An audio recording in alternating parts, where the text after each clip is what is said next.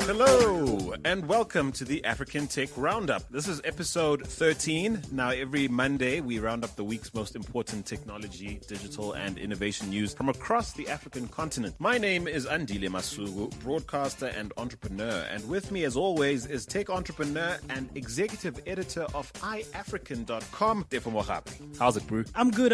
And thanks to all our listeners. We're still rocking iTunes. We're still on New and Noteworthy, not only on the technology page, but on all categories. So thank you very much, guys. Awesomeness, man. You need to tell us a little bit about your interactions over at Facebook. With Facebook Africa being launched officially, finally, you've had a chance to hang around some of the executives and hear what they have in mind. Yeah, it was very interesting. Day one of their office in Africa, which was opened in Johannesburg, was on Wednesday. So that's where they'll be running their African operations from. They didn't let us in if they will be opening any offices into the rest of the continent. They say that they'll be focusing, to quote Nicola Mendelson, who's the VP for EMEA. She said that they'll be focusing solely for now, trying to get operations up and running in South Africa and talking to brands and small businesses to show them the advantages of using Facebook as a marketing and advertising platform. Yeah, a little frustration from the journalist fraternity who thought they'd be getting a little more detail than they did. Yeah, well, it was a very, I wouldn't say staged, but they knew what they wanted to get out of it. So they permitted very few Q&As, but it was all good. We've got contact with them anyway. They're here for the long haul, so we'll be keeping a close eye on developments, certainly. And what a show we have today, though. A killer scoop.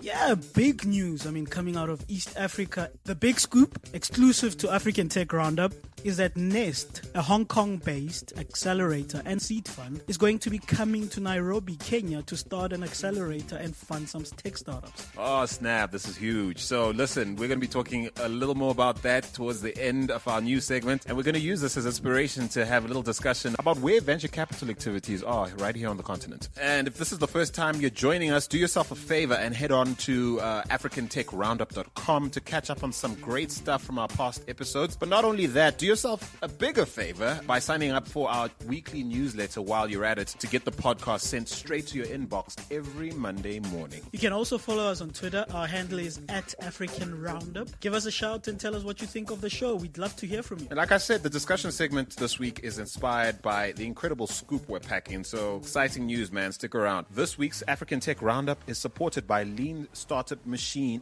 Joburg, aka Lean Joburg. Lean Startup Machine is a 3-day workshop on building a successful business. You see, most new ventures fail because they build something no one wants. At Lean Joburg, you'll learn a process for discovering which products will succeed in the marketplace and which won't. My experience at Lean Joburg taught me to stop overthinking and just do it. I've always been interested in getting into business, but I had no clue how to get started. So this was an opportunity for me to just get over my fears and talk to complete strangers about my ideas. And it's honestly the most exciting thing I've ever done.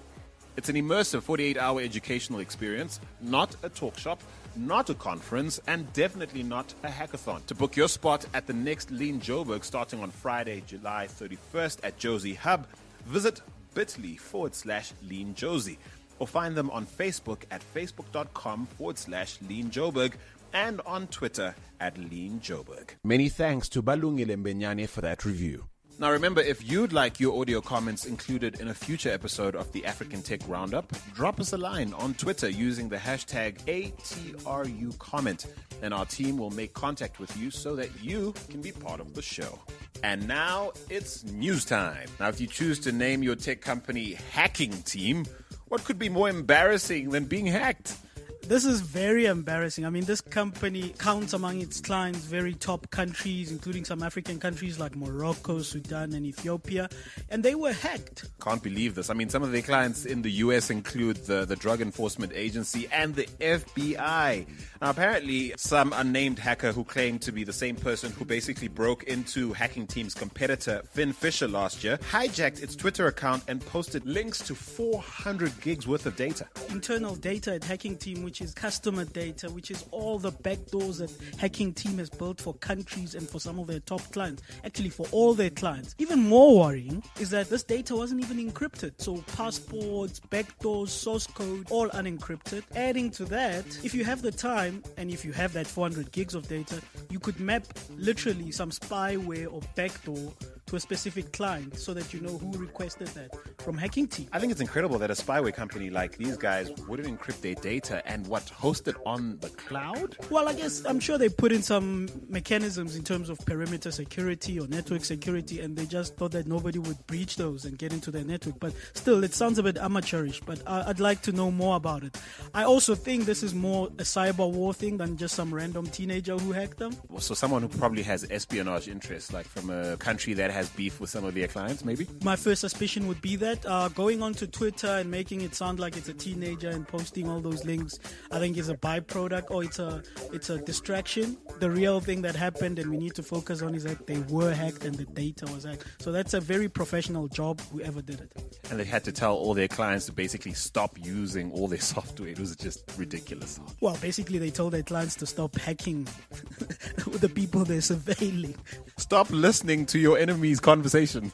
Yeah, it's fascinating. Right, to Kenya now, where it sounds like someone there heard you call for governments to be more involved in regulating public access to the internet last week, therefore. Kenya's Director General of the Communications Authority, Francis Wangusi, has proposed the adoption of some drastic measures. What they're doing, is they're trying to they're going the route that the South African Film and Publications Board are going. They're saying people must come with their national ID documents, and when they go onto any public Wi-Fi facility, they need to present their national ID, get registered together with their phone numbers. That to me sounds like somebody who wants to come back should somebody say something bad about them and be able to track it back to that person. How they justify it, just like the Film and Publications Board in South Africa, is that they're trying to curb criminal activity. Well, and here's the thing as well. If you're hosting someone who's accessing the web, so via your Wi-Fi hotspot, say you're a restaurant, a school, or anything like that, they're holding you accountable for people in your vicinity or who are using, basically accessing the web via your facility. I wonder how they're going to do it with internet.org. Are they going to ask Facebook to take care of that, to ask people to come with their IDs when they log on to free Wi-Fi on their mobile phones? I think African governments and most governments must just stop with this thing of trying to regulate the internet. You're fighting literally against the tsunami of a wave. You are never going to regulate the internet. Let the information be free. I'm going to share a quote made by Wangusi, and this is in response to some of the criticisms his pronouncements have garnered in his country so far. He says, quote, "We are considering the idea of ensuring the public Wi-Fi is not accessed without a login. The logging in of the public domain will require one's passport number, ID, number or telephone number," he says. "The unique number of a device is identified on the internet, but we can't identify who is owning it. If you don't use the right identification numbers, that's why we insist on logging in the public Wi-Fi with personal credentials. This will help us in securing the cyberspace in case of cyber crimes." Okay, so I'm not quite sure where in that statement he's defending his position, because he's basically validating the concerns everyone's raised. Aren't the police there to arrest criminals, including cybercrime? So why are they trying? Again, this is we need to cut through all the nonsense. This is just pure censorship and trying to scare people, especially in Kenya. There's been lots of bloggers and journalists who've been attacked by government agencies and by police for saying certain things on social media, for posting certain articles on the web. So this to me seems like a further step to ensure that they don't do that. And Kenya is famous for its Twitter community, which very active, highly politicized in some respects, and they'll be looking at these sort of pronouncements with some interest. Yes, they call the hashtag is hashtag KOT, Kenyans on Twitter. They're very active on especially political matters, as you say. So we'd love to get your feedback, KOT. Now, how about this? Uber maintains that its progress to conquer Africa is well on track. They're calling the issues they've experienced recently in various countries minor hiccups. Really? Those are not minor hiccups. Your driver's getting stoned, that's not minor. Ask that driver. Okay, let's count down here. Like Kenya basically giving them trouble. South Africa only recently, the Western Cape, which is a major market for them within South Africa, Cape Town, only recently allowing allowing Uber drivers the permits to actually run taxi services. Johannesburg, taxi industry up in arms. I'm trying to think of one place on the continent where it's working well. Nigeria. And I wonder why. Maybe the other cab companies are not working that well in that market. So in Nigeria, I haven't heard complaints of any strikes, any attacks, and it seems like everybody's happy with Uber there. What's interesting to me is the struggles that were very well documented struggles Uber's experiencing in places like France and that kind of thing are becoming a theme worldwide. Perhaps maybe this sort of super positive position they're taking at the moment might be a function of them just accepting that this is part of their sort of business model and this is just how they do business. Tons of hurdles, they tend to overcome them. They've got a track record of, walking in, not pleasing everybody, but eventually getting it right. So maybe that's what they're alluding to. Look, their model works. I'm a Uber customer. I love their service, and I think all clients who've used Uber love it. But they need to sort out their issues. They need to sort out issues in every country where it pops up. Their drivers don't have permits, or they never discussed it with their drivers, or they never worked around the laws in specific countries around permits. They also need to be cognizant of the fact that there are breadwinners who depend on being meter cab drivers, whose daily bread is literally being cannibalized by Uber. Yes, we live in a capitalist society and free markets, but they need to accept that there's going to be some sort of retaliation. And with their experience, one would expect that going into new markets, they'd find ways to make sure that doesn't happen again. Well, in fairness to them, they can hardly automate the process. There are no clear guidelines to obtaining vehicle operating permits in various countries. I mean, countries operate very differently. Very clever what they did in the Western Cape and Cape Town, helping to start a petition to give their Uber drivers licenses. Over 15,000 signatures from people who obviously love Uber. And yeah, to your point, I mean, there's plenty of anecdotal evidence to support that people basically love this company and will basically support its existence anywhere in the world. On the issue of the petition and over 15,000 signatures in support of Uber drivers, that's all good and well. But I can bet you right now, if we drove to Cape Town or flew to Cape Town and went to Gugulet, to Khayelitsha and all those places and put out a petition form in support of taxi drivers and meter cab drivers, we'd get probably 10 times, if not 100 times more votes than those Uber drivers. So again, we need to look at both sides of the story. There is, yes, Uber is a good service. I'm a customer. I love it. On the other side, these guys do have a point. Their bread and butter is being cannibalized by Uber. So how do we solve this? And in places like South Africa, where the legacy of apartheid continues to haunt us, the taxi industry is definitely one of those industries that is that continues to sort of symbolically represent the upward mobility, or at least aspirationally, the upward mobility that the average black person in this country might not have enjoyed under the previous dispensation. That's true. So I think we need to look at both sides. Maybe the taxi industry, in terms of the guys who carry 10 people, 16 people in a taxi, that it's not affecting them yet. But the meter cab drivers are being affected, and we need to, well, not me, but Uber and them need to find a way to solve it. Because yes, as it has escalated to violence. It's not justifiable to act violently, but emotions are high. Well, staying in South Africa now, where yet another high-profile procurement scandal is trending. This time it's over a train locomotive deal worth somewhere near $350 million. It's crazy. They say that their chief engineer has a PhD, but the rules in South Africa state that you need to be registered with the Council of Engineering, and this chief engineer for PRASA is not registered. Therefore, he's not considered an engineer in South Africa. PRASA is the Public Rail Association of South Africa, and it's worrying that a company, essentially a parastatal, would not consider it in the public interest to have someone who's suitably qualified making buying decisions, at least decisions that would affect the lives of hundreds of thousands of commuters over many, many, many years. It's crazy. I mean, this is not an issue only about South Africa. As I was speaking to Peter Pele, who does the content production for us, he stated that he's an engineer himself. He says that this is about engineering qualifications the world over, and each country has its councils where engineers need to be registered to be considered engineers. And in this case, he asked the question of, is PRASA being run by people who don't know what's going on, or does government apply different rules to its agencies and parastatals?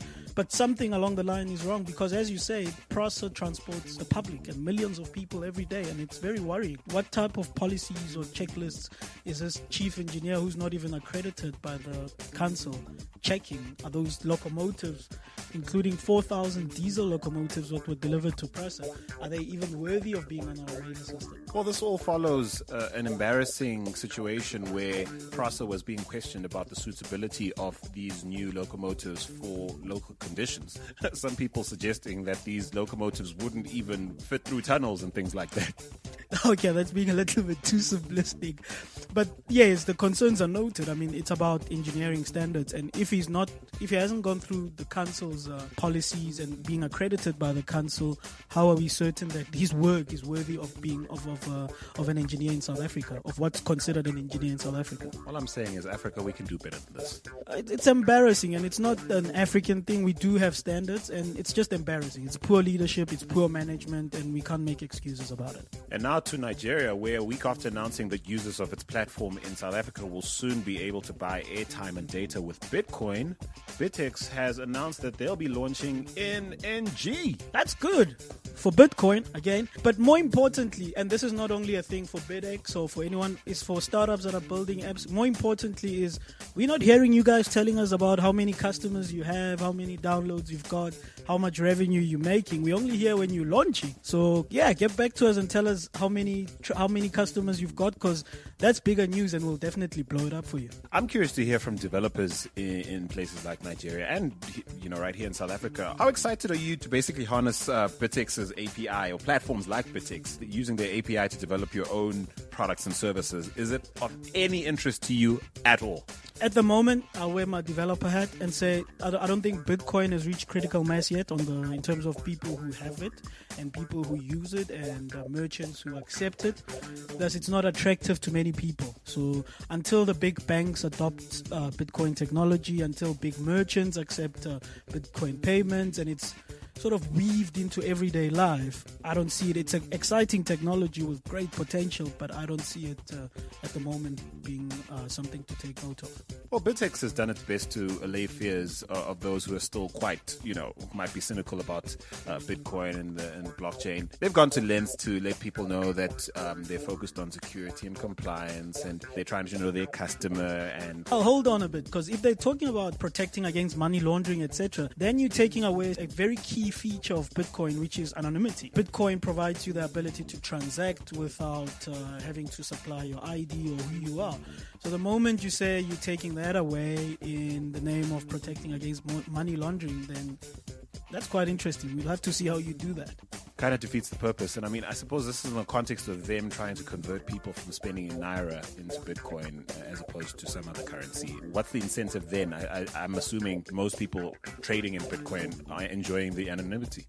Yeah, most people, not to say that they're buying weird and wonderful things, but it's about the flexibility of walking anywhere and buying, and knowing that, again, information security and privacy, knowing that you're not being tracked, like your bank knows what you bought, track your location, etc., etc. It's about just removing a lot of the friction layers in transacting, and you walk into anywhere, pay with Bitcoin and walk out. No ID, no card, no nothing.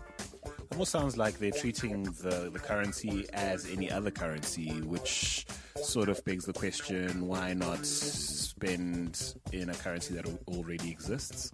Yeah, we can just stop printing rands and nairas in physical paper and just make them electronic, because that's what they're doing with Bitcoin. Well, if we're getting it wrong on some level, if we're misunderstanding how your platform works, how it is you intend to add value to consumers in all the regions you are, come on, hit us up, BitX, and any one of you platforms out there who can give us further insights into how your model works. And certainly we're curious to know how well it's working. And now our final story and the springboard for this week's discussion is our scoop of the week.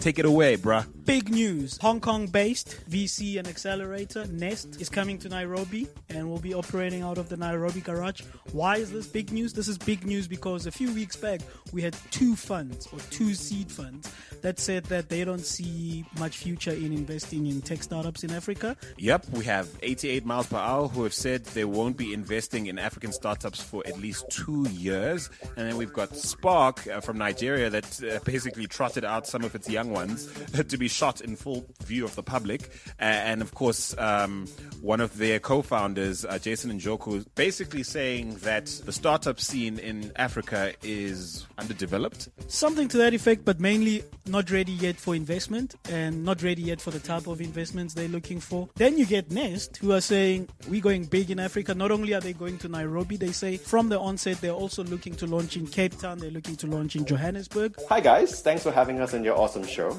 My name's Aaron and I'm a partner at Nest. And we're just in the middle of setting up here in Nairobi to be the latest addition to help boost Africa's startup ecosystem. We're bringing with us our experiences in investing in 49 different companies all throughout the world, including the US, Europe, as well as in Asia. We've also been very excited at our opportunity to co-develop very successful startup accelerators with some of the world's leading brands. That has been in the field of health tech, fintech, as well as the Internet of Things. So bringing on all of that experience together, we're about to set up shop here in Nairobi to address the rest of Africa.